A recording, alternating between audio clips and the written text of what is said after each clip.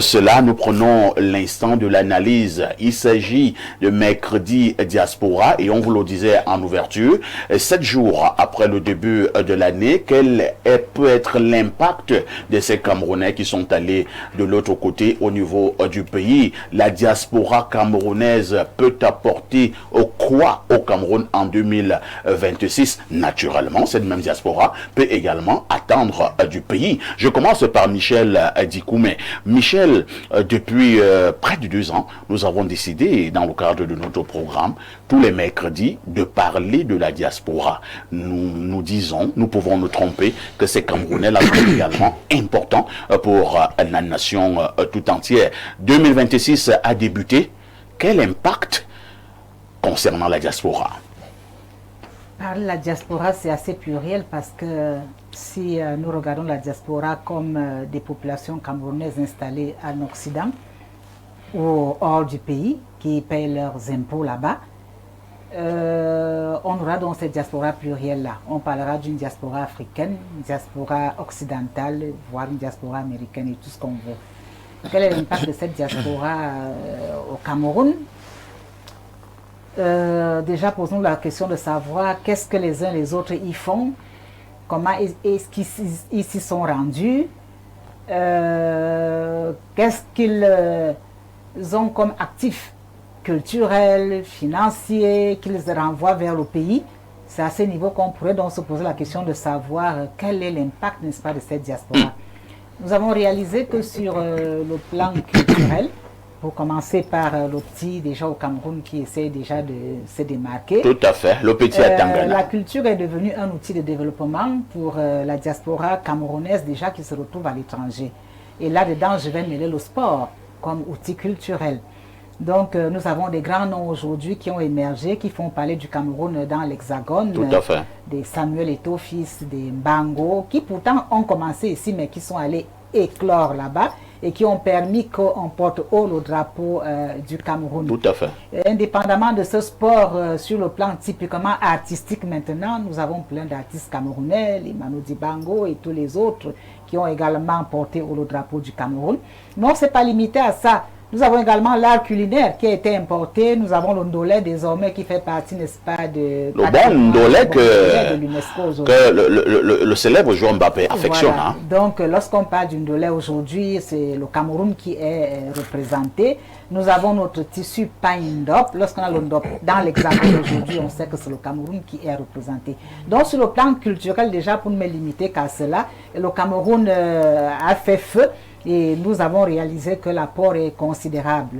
Bon, maintenant, sur le plan, disons, scientifique, nous avons également le Cameroun qui a apporté haut les couleurs. Au niveau de la NASA, nous avons des jeunes Camerounais qu'on trouve à Harvard, qui est l'université par référence, n'est-ce pas, dans le monde. On trouve des Camerounais également qui s'y trouvent. Nous avons le jeune Zang. En France, nous avons une Kyrielle, là, on ne compte même plus. Hein. Plein de Camerounais qui sont passés par là aujourd'hui. Et c'est la fierté du Cameroun qui est ainsi faite. Bon, maintenant, là où le bas blesse un peu, c'est que nous avons comme une fuite de cerveau, partie à l'Hexagone. Bon, on ne m'a pas demandé les points négatifs, nous sommes encore sur la porte. Non, vous faites une analyse, hein, vous êtes libre, Madame Dikoumé. Donc, c'est pour dire qu'au niveau de la fuite de cerveau aujourd'hui, nous avons comme l'impression que le Cameroun est en train de perdre beaucoup de ses forces vives, parce que là, à cause de ce qu'ils disent, ce n'est pas moi qui le dis, ils évoquent la malgouvernance, ils évoquent la pauvreté, ils évoquent un peu... le travail au rabais par rapport aux compétences académiques et ils s'en vont. Donc, c'est une perte considérable également. Bon, parce que si nous voulons parler, n'est-ce pas, du plan des actifs financiers qui reviennent, c'est trop faible. Nous avons l'une des diasporas les plus atones en Afrique, parce que si on compare un peu avec ce que le Mali et le Sénégal font un peu, le Cameroun, ce n'est pas tout à fait ça, parce que quand on revient sur les statistiques, nous sommes à 9%, n'est-ce pas, d'un apport d'actifs financiers, n'est-ce pas, des nôtres qui partent de l'Hexagone pour ici, ce qui est tout à fait faible. C'est vrai que cette diaspora-là vous rétorquera qu'elle a beaucoup de blocages au pays. Elle a des blocages, j'en viens. Donc c'est pour vous dire que quelque part, cette diaspora qui connaît des problèmes de double nationalité aussi, parce que c'est ça le véritable problème, c'est un problème qui est en débat à l'Assemblée nationale, c'est un problème qui est à résoudre, mais qui connaît quelques petites avancées. Parce que j'ai assisté personnellement au niveau de l'Assemblée nationale à une grande concertation entre cette diaspora et le président de l'Assemblée nationale et beaucoup de ministères de souveraineté ce jour-là, où on leur a promis beaucoup de choses, ainsi que le président des villes unies du Cameroun, qui est un Est-ce que ces choses-là ont été réalisées? Beaucoup sont en train d'être réalisés. Par exemple, la construction de la maison de la culture du côté de Simbok. Je crois que la première pierre a déjà été posée pour l'édification de cette Dans ce dont la diaspora demande, c'est la maison de la culture. Non, écoutez, cette maison est faite. Pourquoi cette maison? Cette maison est faite justement pour la complainte et la préparation, n'est-ce pas, de ceux de nos enfants qui veulent aller de l'autre côté, histoire de ne pas aller se perdre. Aller et conserver, n'est-ce pas, les valeurs du pays. Et maintenant permettre à ceux qui y sont, lorsqu'ils ont des investissements et des choses à pouvoir faire au pays, de s'y asseoir avec le gouvernement et de voir ensemble quelles sont les avancées, les limites, qu'est-ce qu'ils apportent, qu'est-ce que le gouvernement peut mettre en sus pour la réalisation de beaucoup de projets. Parce qu'en ce moment, nous avons dans cette diaspora beaucoup de jeunes qui sont maires des communes, en hexagone, maires des communes, même en Afrique, un peu partout, et qui aimeraient apporter leur savoir-faire au Cameroun. Et je crois que ce sont des choses qui sont déjà faisables dans la mesure où qui a été donné à la plupart. Dans cette commission, il y a même eu un bureau avec des postes électifs, n'est-ce pas, de cette diaspora, aux côtés, n'est-ce pas, du gouvernement camerounais, des gens qui peuvent légiférer, qui peuvent désormais parler d'une voix et permettre qu'il y ait faisabilité. Donc je crois que cette diaspora apporte beaucoup. Mais au niveau des actifs financiers, parce que là aussi c'est une question, n'est-ce pas, du circuit monétaire international qui ne permet pas aussi, c'est-à-dire qu'une saignée financière d'un pays pour un autre, donc à ce niveau, ils connaissent quelques problèmes aussi. Mais simplement, nous allons réaliser qu'ils enjolivent un peu trop le niveau de vie de certains Camerounais dans leur famille. Ils scolarisent des enfants ici, ils ont des choses qu'ils font dans les hôpitaux, ils participent dans la scolarité, ils participent, et beaucoup plus dans l'immobilier. Il y a beaucoup de maisons qu'ils construisent ici, qu'ils mettent en location, donc il y a plein de choses qui sont faites à travers eux. Le paysage urbain également, je veux prendre M. Bonjoka témoin, est en train de changer des immeubles que nous verrons passer. C'est partout. Donc c'est pour vous dire qu'il y a un certain apport, mais beaucoup de choses restent encore à faire à cause de certaines limitations dues à la double identité. Merci, Michel Dikoumé, pour votre regard. Alain Douk, 2026 a débuté. En quoi cette diaspora peut être utile au pays tout au long de cette année? Et maintenant, que devons-nous faire pour notre diaspora de manière régulière depuis un certain nombre d'années qui se plaint? Moi, je ne vais pas prendre de gants. Vous savez, les mesures que la plupart du temps nous prenons sont toujours des mesures cosmétiques. J'ai entendu parler du projet d'une maison de la culture. En réalité, ce n'est pas comme ça que ça devrait se passer. Une maison de la culture chez vous, en territoire national. Voilà, ça doit être avant-gardiste. Les maisons, c'est-à-dire que des maisons de la culture ou des centres culturels devraient être ailleurs, à l'étranger, justement pour la vitrine de la culture du Cameroun, là-bas, pas ici. C'est quoi ça? Faut qu'on arrête avec ça. C'est vraiment... écoutez, pour parler de l'impact, parce que l'impact comme l'impact d'une balle, ça peut aussi être l'impact d'une balle. Ouais. Donc, la diaspora, il faut déjà prendre le pouls. Nous sommes sortis d'une élection présidentielle. Il faut déjà voir. Ça, c'est les chiffres. Moi, je ne vais pas... C'est les chiffres. Est-ce qu'elle a voté pour le régime en place? La réponse est non.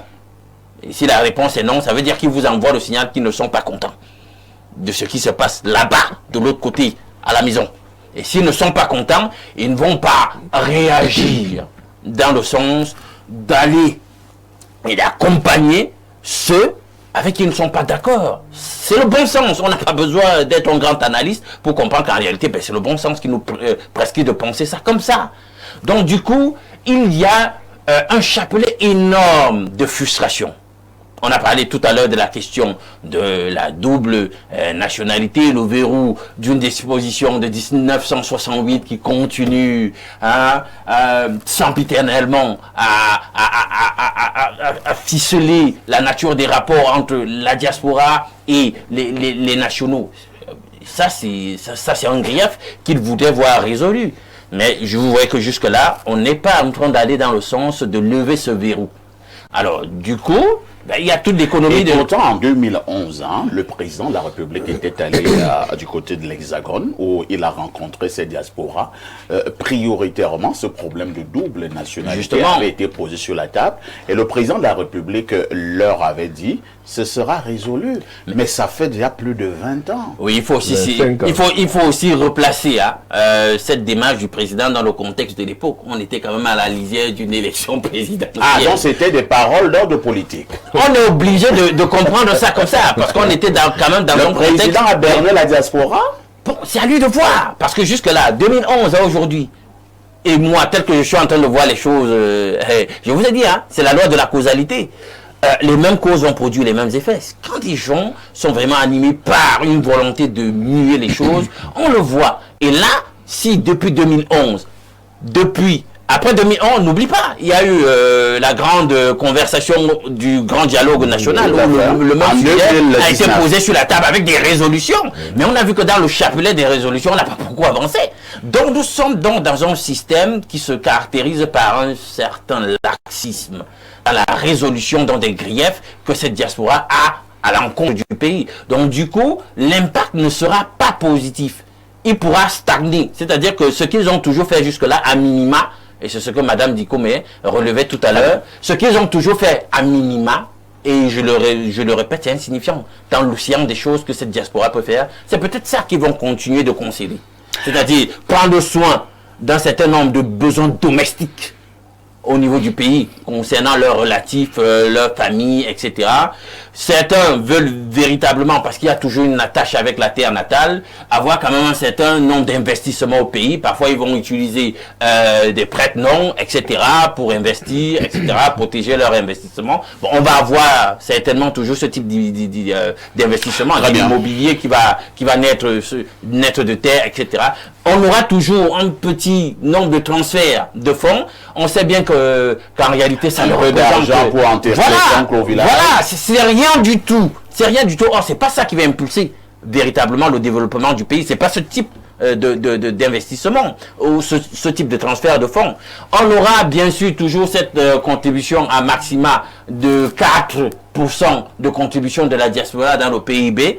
Nous savons que ces 4% ne représentent absolument rien au regard des besoins en liquidité du pays du moment. Dans un contexte où, vous voyez, l'État là doit près plus de 4 000 milliards aux opérateurs économiques locaux qui n'arrivent pas à éponger le plus facilement possible. Donc, on est là sur le fil du rasoir, sur le plan budgétaire et financier. Or, c'est la solution de l'autre côté, mais s'ils ne sont pas contents et l'ont notamment manifesté par un suffrage qui est on ne peut plus clair, c'est pas dédier la bourse comme ça pour venir résoudre ce genre de problème qu'ils vont venir faire, ça c'est clair.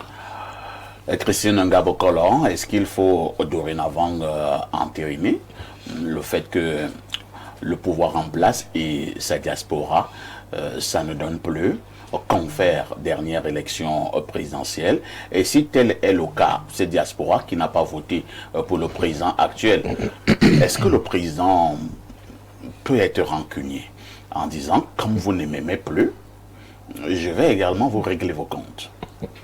Monsieur Perfet, ici, ce n'est pas un problème entre le président et la diaspora, c'est un problème de pays, de nation, de citoyenneté. Ce sont des Camerounais. Et le président est le président de tous les Camerounais. Il est le président de ceux qui l'ont voté, tout comme de ceux qui ne l'ont pas voté. Tout ce que nous pouvons dire à la diaspora, c'est le Cameroun, c'est leur terre. Et qu'ils aient pris la nationalité allemande, espagnole, le Cameroun, c'est le chez eux. C'est pas parce que ton frère va te chasser au village ou bien il s'est installé au village, il a pris toutes les terres que tu ne vas plus aller. Le Cameroun, c'est le chez toi, mais pour venir maintenant chez toi, tu as besoin de visa. C'est toujours le chez toi? Bon, on a parlé c'est toujours le chez toi. Hein. On ne parle pas, oui, ce sont les Camerounais. Jusqu'à quel point? Attendez, si ce n'était pas le chez eux, ils n'auront pas toujours le Cameroun en cœur. C'est toujours le chez eux. Ils n'ont pris la nationalité que pour des objectifs, pour des besoins de travail et autres. Et ça on ne devrait pas pour cela le pénaliser. Non, parce que quand ils réussissent à importer ce qu'ils partent apprendre là-bas, ils reviennent avec ça chez nous et c'est bien pour nous. Par exemple, quand j'ai parlé tout à l'heure des énergies renouvelables, c'est une entreprise MIT qui est en collaboration avec Beta Life Foundation et ce sont les Camerounais vivant à l'étranger.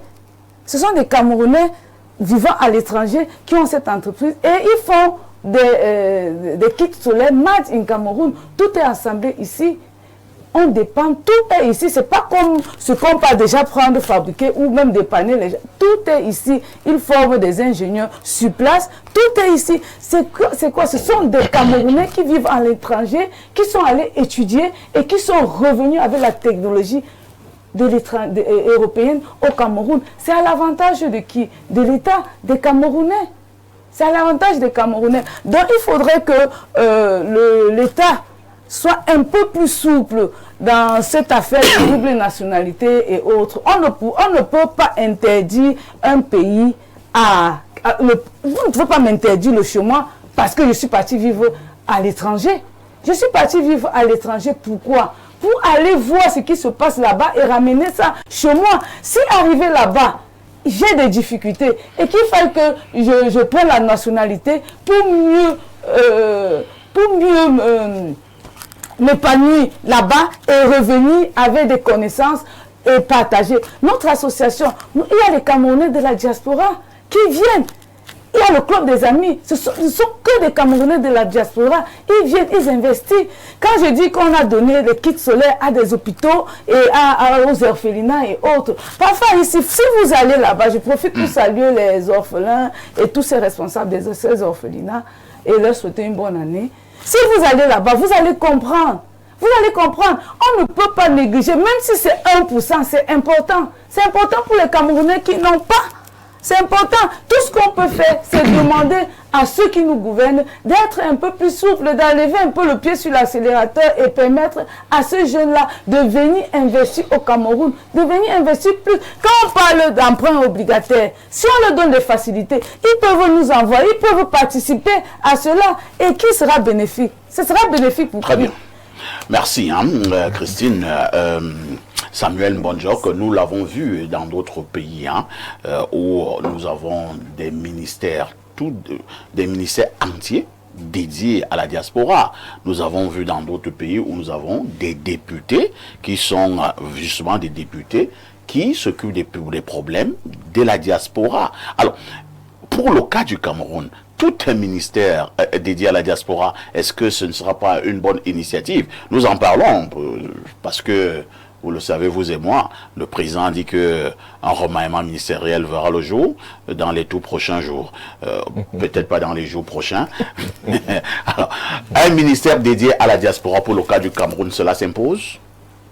Ça sera encore une coquille vide. Ah bon? Les ministères qui sont d'ailleurs là servent déjà à quoi? Bon, je veux dire, certains ministères qui sont là servent. À part le ministère de l'urbanisme et l'habitat. En dehors du ministère de l'habitat et de développement urbain, qui travaille très quand bien. même de faire certaines choses. Au ministère des travaux publics également, qui essaye d'avoir des résultats. Des ministères des infrastructures. Mais je voulais dire qu'on n'a pas besoin de coquilles vides. Parce qu'on a beau contenter la diaspora en créant un ministère de la diaspora. Et après quoi? Ça sera les mêmes travers. Hein? Donc on n'a pas besoin forcément d'un ministère. On a besoin donc de quoi? On a besoin d'avoir une volonté politique de développement dans ce pays. Et c'est cette volonté politique de développement qui manque le plus, et on le courage de le dire. Et nous avons parlé des infrastructures, nous avons parlé des routes tout à l'heure, les conséquences sont généralisées. Et la diaspora nous regarde. La diaspora voit ce qui se passe ailleurs. Notre diaspora est intellectuelle. Mais on a vite fait de créer une diaspora du RDPC. On a créé une diaspora ennemie de la République. Donc je dis, quand on parle même de diaspora, on ne sait plus de qui il s'agit. Il y a des diasporiens qui viennent ici, vous encenser, et parce qu'ils sont du RDPC, parce qu'ils sont... Ce n'est plus une question d'appartenance politique. C'est une question d'amour pour le pays. C'est une question d'amour pour la patrie. Même ici, à l'intérieur, nous ne nous entendons pas parce qu'il y a certains qui sont du RDPC et qui pensent que tout est bien. Il y a également ceux qui vivent ici et qui disent que ce n'est pas bien. Et ça crée des clivages inutiles.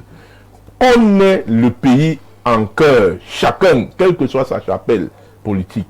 Et les diasporiens qui sont là-bas, et ils voient comment d'autres pays se développent, ils voient comment les routes sont bien faites, ils voient comment l'électricité existe dans les ménages, ils voient comment les hôpitaux, la vie sociale et autres se passe. Donc quand ils voient comment leur pays reste en arrière, et lorsqu'ils veulent contribuer à ce que ça marche, on les traite d'opposants, on les traite de ceci. Ils ont même créé la base et autres parce que on appelle ça l'aile dure, l'aile extrémiste de la diaspora a pensé qu'il faut entrer en guerre contre l'ordre gouvernant. Mais c'était à cause de quoi? C'est à cause de la mauvaise vision, la mauvaise perspective. Comprendre leurs attitudes?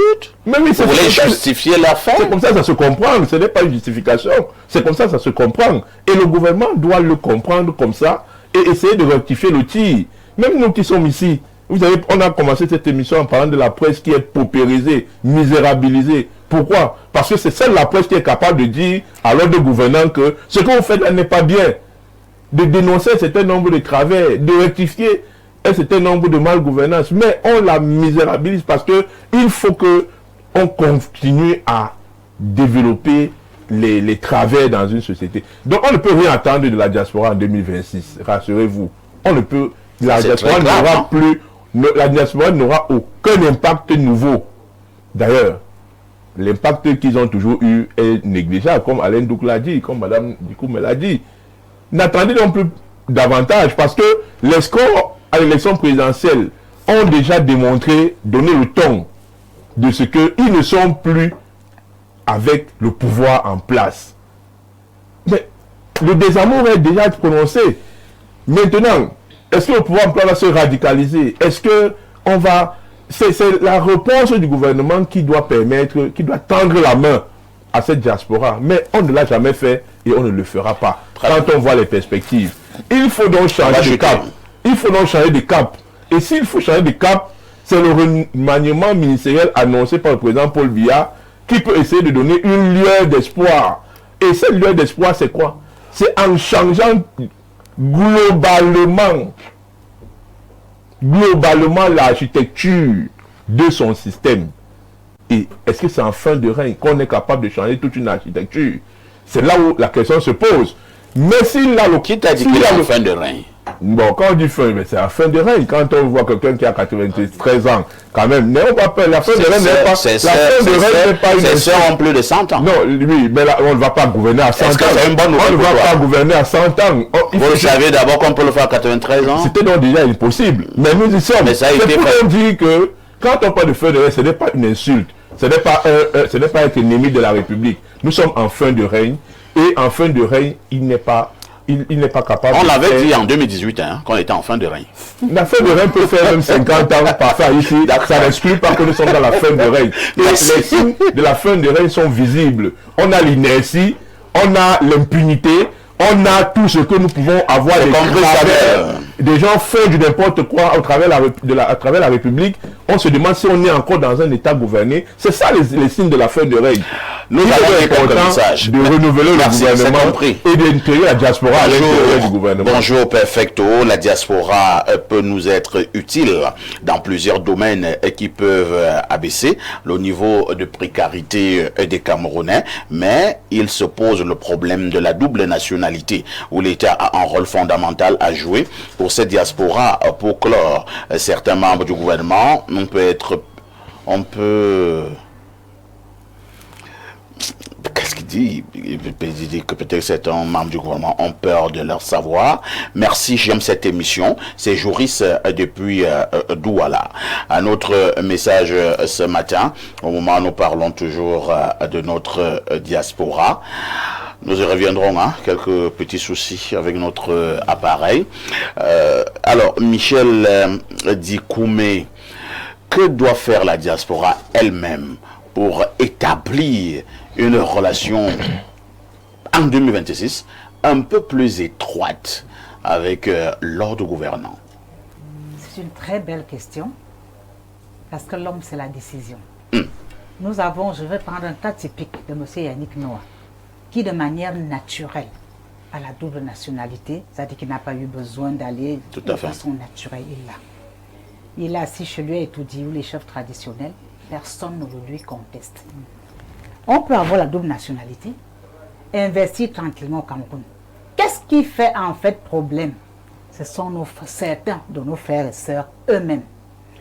Lorsque vous allez prendre la double nationalité, là-bas on ne vous demande pas de jeter votre nationalité d'origine. On n'a jamais demandé ça à quelqu'un. Il y en a qui ont double et triple nationalité d'ailleurs, mais qui reviennent toujours au Cameroun quand ils le veulent, comme ils le veulent, avec le passeport vert. Ça, c'est une réalité. Ils reviennent toujours ici avec leur passeport vert. Ce sont eux qui arrivent avec le boucan à l'aéroport. Ils veulent démontrer à tout le monde qu'ils ont grandi. Là, un passeport Bordeaux. Ils ont grandi. Ils sont devenus qui ils n'étaient pas avant. Ils se prennent pour d'autres personnes et non plus pour eux-mêmes. Et ça commence à créer problème. Ils arrivent au quartier, c'est tout le monde qui sait qu'ils sont désormais allemands. Ils font n'importe quoi ici. Une fois qu'il y a des échauffourées avec les FMO, on brandit le passeport marron. Tout se commence à l'ambassade là-bas, là où ils sont. Non, je vais vous dire. L'ambassade là-bas où ils sont savent qu'ils ont la nationalité là-bas. Et c'est eux qui demandent les visas avant de venir au Cameroun. C'est pour vous dire justement que si vous êtes parti avec votre passeport vert, on ne vous permettra pas de rentrer tranquillement chez vous. C'est vous-même qui faites du boucan. C'est vous-même qui allez dire à l'ambassade que désormais je suis déjà tel, je veux le passeport pour rentrer. C'est là que tout commence. Il y en a ici qui ont tous ces passeports et qui ont conservé leur passeport vert et qui reviennent ici tranquillement. Ils font ce qu'ils veulent faire au Cameroun en tant que Camerounais sans en être aucunement inquiétés. Ils existent. Ils sont d'ailleurs très nombreux. Vous étiez d'accord avec moi que le paysage de certaines de nos villes ont changé grâce à leurs investissements. Vous pensez qu'ils font la magie? Ils ne font pas la magie. Ils sont restés Camerounais dans l'âme. Ils sont Camerounais. Moi, je ne peux pas me mettre à citer les noms. C'est pour vous dire qu'ils sont là. Ils ont des nationalités étrangères, mais quand ils sont ici, ils sont Camerounais, ils sont fils du village, ils reviennent chez eux et se comportent comme tels. Mais dès qu'ils veulent avoir des postes comme Dédé Yango, on dit qu'il y a une double nationalité. Attendez, ça c'est des petits cas isolés. Dans le gouvernement, moi je pense plutôt que c'est ce que Mme Dikome décrit qui peut être des cas isolés.